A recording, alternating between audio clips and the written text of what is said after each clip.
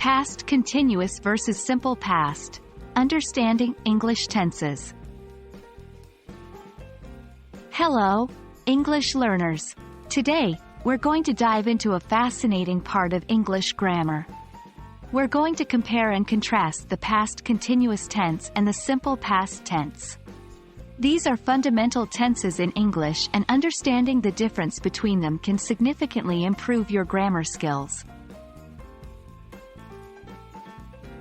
The past continuous tense, also known as the past progressive tense, is used to express an action that was happening at a specific time in the past.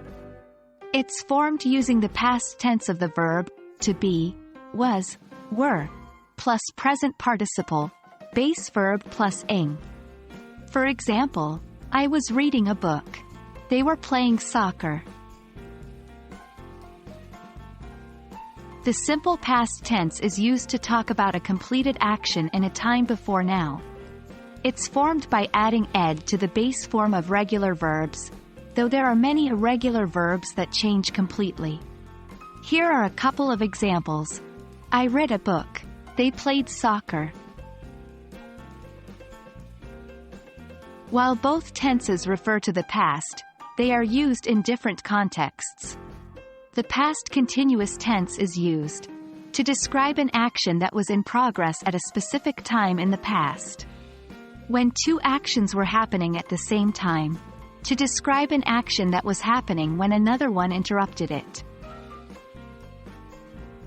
On the other hand, the simple past tense is used to describe actions that happened in the past and are completely finished. When the sequence of events in the past is important. To list a series of completed actions. Let's illustrate these points with some examples. Past continuous. I was having breakfast when the phone rang. This sentence means that I was in the process of having breakfast when I was interrupted by the phone ringing. Simple past.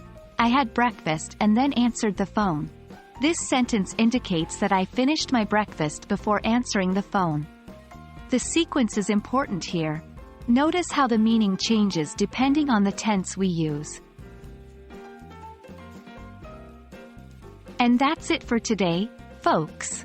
Understanding the difference between past continuous and simple past tenses will definitely help you communicate more accurately in English.